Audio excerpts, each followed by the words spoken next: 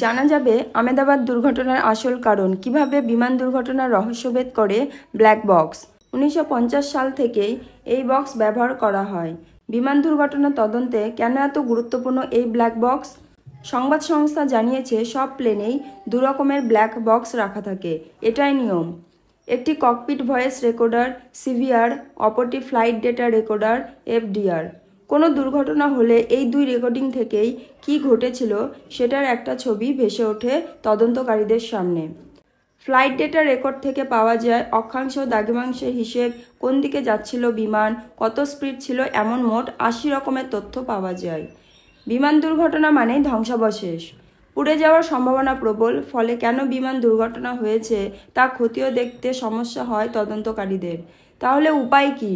এই জন্যই আবিষ্কার হয়েছিল বিমানের ব্ল্যাক বক্স।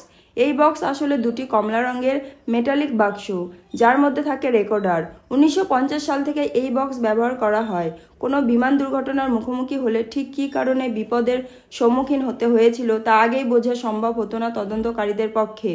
দুর্ঘটনার আগের মুহূর্তে বিমানে কী হয়েছিল তাও জানা সম্ভব ছিল না, তাই এই ব্ল্যাক বক্স ব্যবস্থা রাখা হয় বিমানে। প্রথমে মেটালিক স্ট্রিপে রেকর্ড হতো বিমানের ভিতরের সব ঘটনা, যাতে জলে কিংবা আগুনে গ্রাস পড়লেও নষ্ট না হয় তথ্য। পরবর্তীতে উন্নত প্রযুক্তির সঙ্গে সঙ্গে ম্যাগনেটিক ড্রাইভ এবং মেমোরি চিপ রাখা হয় ব্ল্যাক বক্সে। রেড থেকে ব্ল্যাক। 1953 থেকে 54 সালে বিমান দুর্ঘটনা বেড়ে যাওয়ায় একটি ডিভাইস তৈরি করার কথা ভাবা হয়েছিল, যাতে সেটি বিমান দুর্ঘটনার কারণ সম্পর্কে তথ্য দিতে পারে। সেটি দুর্ঘটনা থেকে বিমানকে বাঁচাতেও সাহায্য করতে পারে। প্রথম দিকে এটি লাল রঙের ছিল এবং রেড এগ নামে পরিচিত ছিল। ডিভাইসের ভিতরের দেওয়ালগুলি কালো রঙের ছিল, তাই পরবর্তীতে এটি ব্ল্যাক বক্স নামে পরিচিত। 11,000 ডিগ্রি সেলসিয়াস তাপমাত্রা সহ্য করতে পারে এই বক্সটি। কোথাও হারিয়ে গেলে প্রায় 30 দিন ধরে ভাইব্রেশনের সঙ্গে জোরে আওয়াজ করতে পারে। প্রায় 2 থেকে 3 কিলোমিটার দূর থেকে তদন্তকারীরা এই ভয়েস শনাক্ত করতে পারেন। সমুদ্রপৃষ্ঠে 14,000 ফুট গভীরতা থেকেও তরঙ্গ নির্গত করতে পারে। কিভাবে অক্ষত থাকে এই ব্ল্যাক বক্স? বিমানের দুর্ঘটনায় যেখানে সমস্ত কিছু কার্যত ভগ্নাবশেষ পরিণত হয়, সেখানে এই বক্স বেঁচে যায় কিভাবে? এর প্রধান কারণ হলো এটি বানানো হয় স্টিল অথবা টাইটানিয়াম ধাতব পদার্থ দিয়ে। শুধু তাই নয়, ইনসুলেটেড লেয়ার থাকে, যার ফলে জলের মধ্যে কিংবা অতিরিক্ত ঠান্ডায় বা আগুনের প্রচণ্ড উত্তাপেও যাতে কিছু না হয়, বিমানের একেবারে লেজের দিকে রাখা থাকে এই বক্স, যেখানে ক্র্যাশের রেশ সবচেয়ে কম পড়ে। নিরাপত্তার কথা বিবেচনা করে ব্ল্যাক বক্স সাধারণত বিমানের পেছনের দিকেই রাখা হয়।